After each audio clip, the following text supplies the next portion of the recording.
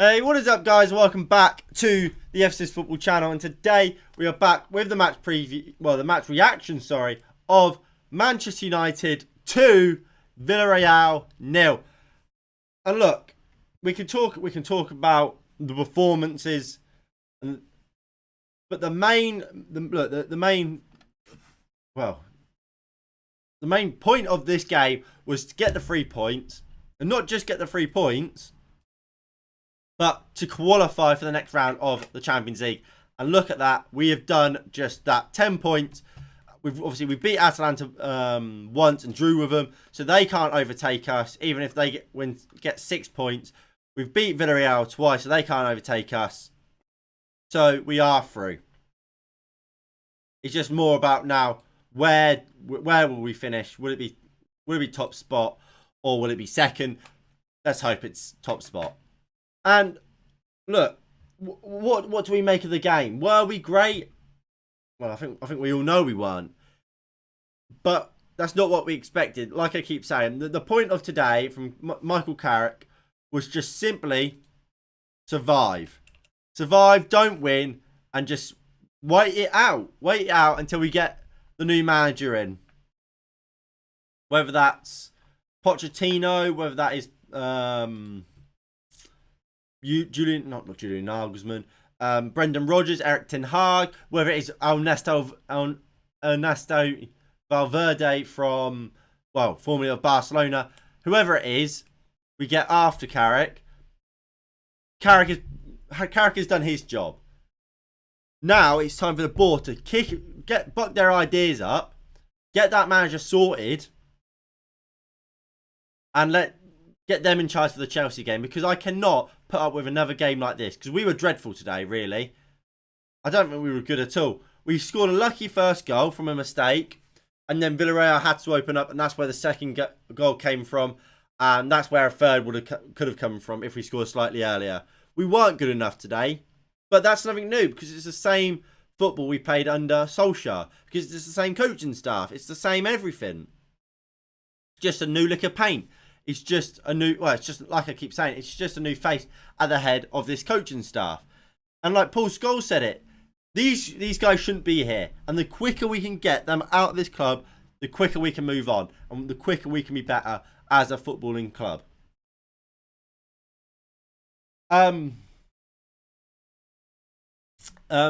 Before we start talking about the player performances, whatever, we will go over and we'll look at the XG of today.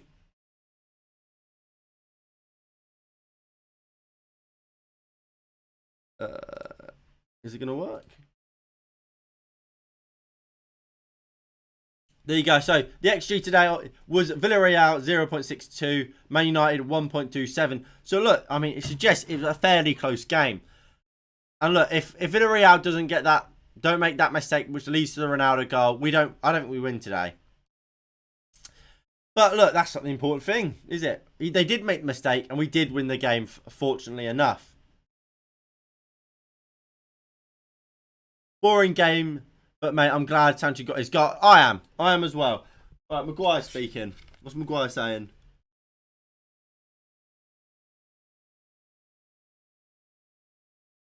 Maguire saying we've not been good enough in the last few months, but it's a huge result and a much needed result. We need to make sure this is just the start and push on, not just make it a one-off.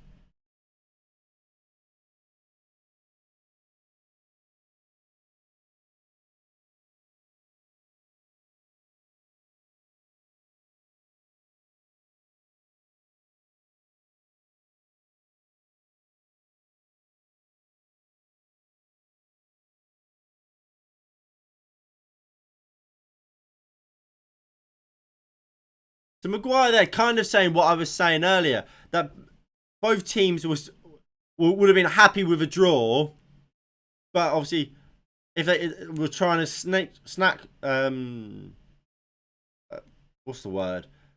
one. And I thought, and I mean, I agree with him. I thought neither team were really committing bodies. It's only when United got that goal from the Villarreal mistake, they started to really well, kind of commit bodies forward and actually go for it. And obviously, thankfully, because of the mistake from Villarreal, we managed to get that goal.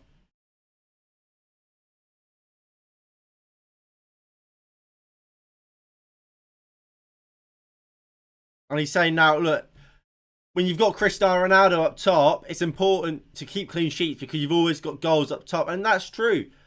I mean, Harry Maguire, look, he knows himself. Whether he's willing to admit it or not, he's not been good enough. And look, if he can take it on the chest and be like, look, I haven't been good enough, I need to step up. Well, then we're all right. As long as he knows deep down that he's not been good enough and he needs to improve, we could be all right. What you don't want is a situation where everyone's lying to him and like kind of sucking up to him, like, oh, Harry Maguire, you've been fantastic, because we all know he hasn't been. No, yeah, in no situation should Michael Carrick ever be appointed as a permanent manager for Manchester United. It should just not happen. Because as much as we would love Michael Carrick to be the next big thing, based on that performance, based on Ole Gunnar Solskjaer's performance as manager, as Ole Gunnar Solskjaer and Michael Carrick have said, they work very closely. I mean, it was Ole Gunnar Solskjaer was just the head and the face of the coaching. It weren't really. It was just kind of. It was Carrick, McKenna, Phelan, and Ole all kind of as a one, but Ole was the face of it. That's just now. It's just lost one of its members, and Carrick's now the face of it. With same coaching staff, same everything. So, look, he should go, and look, let's hope we've got it's Tuesday today. If I remember correctly, we play Chelsea on Sunday, Super Sunday.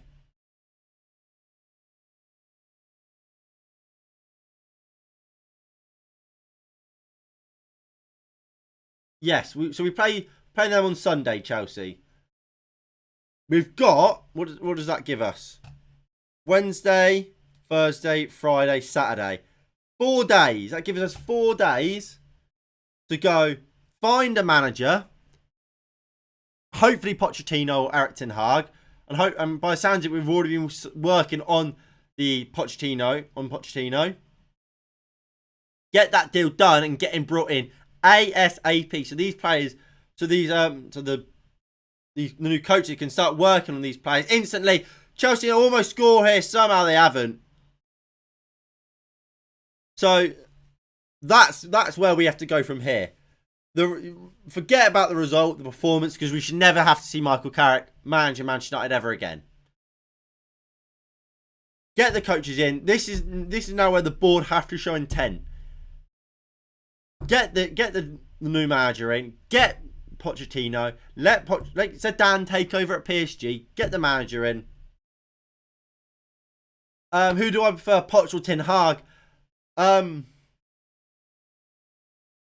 don't actually know. Originally, I've always said I'd rather have ten Hag, because I thought that we'd have a much better chance of getting ten Hag than we would Pochettino. But that being said, I think Pochettino, look, he's been there and done it in the Premier League. He's proven that, where ten Hag hasn't. So that, in a sense, is a risk, isn't it? Look, I'm more than happy with either of them. Chilwell over the bar. Oh yeah, I'd be more than happy with either of them, really. But look, what we'll do is now we'll get into the player ratings. So, David De Gea. I'm gonna give him an 8. 2 very, very good and important saves to keep us in the game at 0-0. Clean sheet. We haven't got one of them in a while. Big result and performance from David De Gea once again this season. I was very happy with him. Wan-Bissaka, I'm going to give a 6. I thought he dealt with Danjuma fairly well, but I don't think he was at his best. A few sloppy passes here and there. Not an amazing performance from Wan-Bissaka. Just steady. Lindelof and Maguire. Um, I'm gonna give them both. I'm gonna give all the defense a 6. Really, I don't think any of them were fantastic. None of them terrible. Just again, like Wan-Bissaka, steady. Maybe you could maybe say maybe like a Lindelof might be a 7. I thought Lindelof did quite well, but I think a 6 is an all-round affair. McTominay 4, dreadful. Again, passing's poor, slows the game down. I think he presses badly. I just think he's rubbish. Fred, I'm going to give a 6.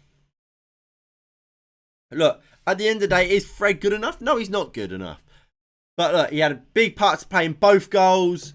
And that's why he gets a 6. Without Fred today, we don't win the game. Simple as that, because we don't. No one would press Capoue like he did and cause the mistake. And that's how we win. We win the game because of that. And we get the second goal because of that goal, meaning Villarreal have to push. So, Fred gets a 6 for me. But this is no new United. This is the same United as we've seen for a while. Sancho, I'm going to give an 8. I thought he played well. First half, I think the whole front line struggled. We didn't really get the ball forward to him.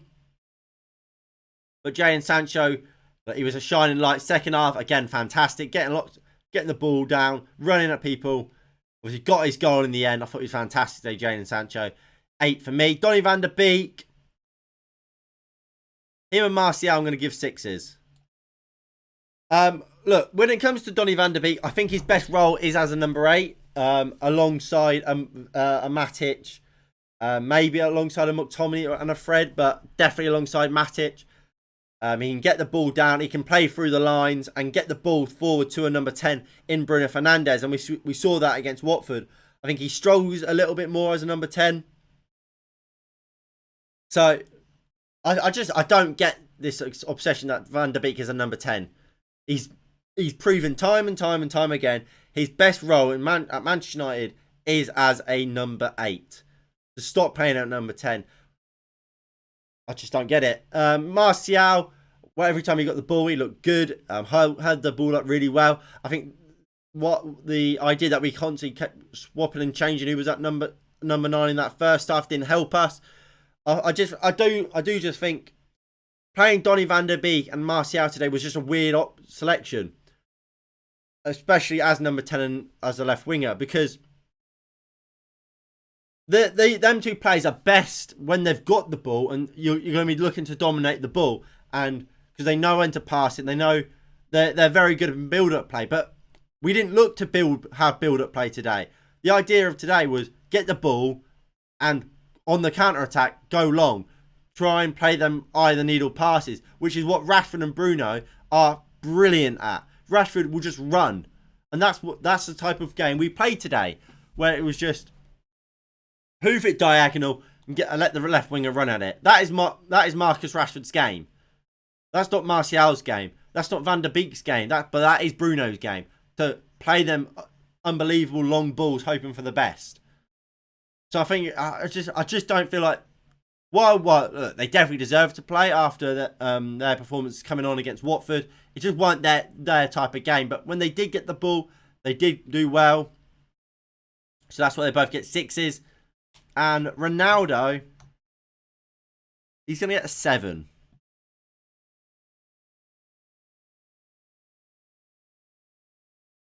I'm going to give Ronaldo a 7 because, look, he weren't great. I mean, he didn't get much of the ball, but look, he got his chance and he took it, and in the end, he won the game. Obviously, it's just classic Ronaldo, classic Manchester United number 9, really. Not getting anything from majority of the game, running around, trying his best, but you don't get anything when you're playing up top for Manchester United under this current coaching setup.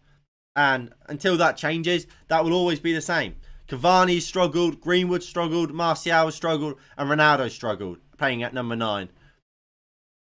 When Cavani came in and he started well.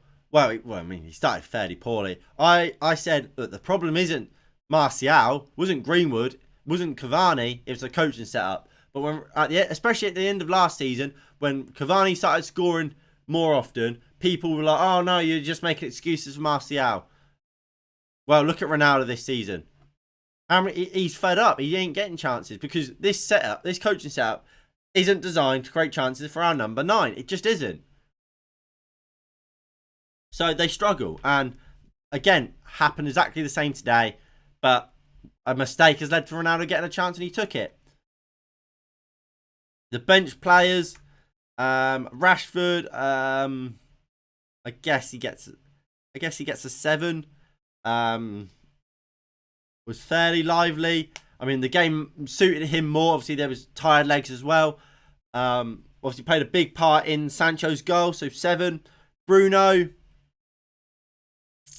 7 again. I thought he was fantastic coming on. Could potentially get an 8, but 7's fine. And Matic is a 6.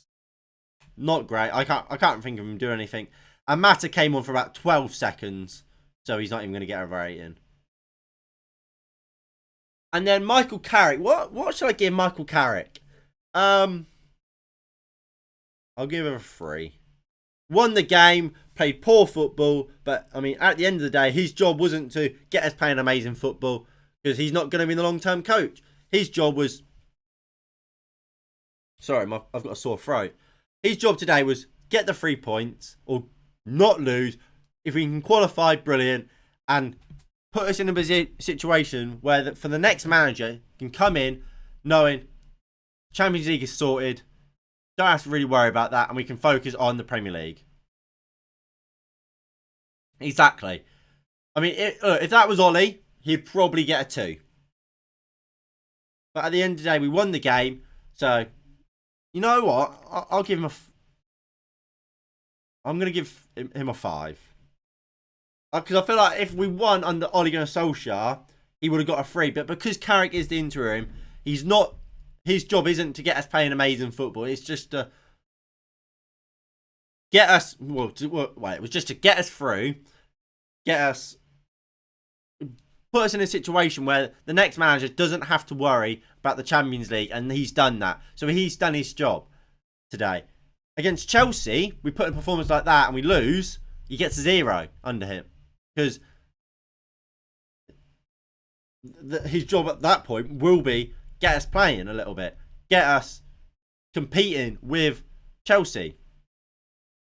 But today it was just about getting over the line and putting us in a good position to hand over to the new manager. And hopefully, like I said, we've got 4 days to get that new manager in. Let's get him in. And my man of the match today, before we end the match reaction. Look, I mean, we've got 2 8s there. We've got in David De Gea and Jadon Sancho. And I'm going to give it to David De Gea again. Look, Sancho, he came very close. But I feel like, look, you take away that Sancho goal, he probably gets a 7. Maybe he still gets an 8. But I think David De Gea, without De Gea today, we don't win the game. I think De Gea keeps us in the game with 2 fantastic saves at 0-0. Maybe with Henderson in goal, that's 1-0, maybe 2-0, and the game's gone. De Gea keeps us in that game and gives us the opportunity to win this game. Again, without the Fred goal, without Fred and Ronaldo goal, Sancho probably doesn't get his goal. So, for me, without De Gea, Sancho isn't given the platform to get his goal and to play as well as he did. Because, especially if they score, Villarreal are just going to sit back and give Sancho less room and make his game even harder. So without De Gea and keeping us in with 2 fantastic saves, Sancho couldn't play at the level he did. And that's why I'm giving De Gea man of the match over Jadon Sancho. But Sancho, he's an honourable mention. So I'll give him an honourable mention. Anyway, that is going to be it from me today. If you have enjoyed, please do hit that like button below and subscribe if you are new and you haven't already. That would be greatly appreciated.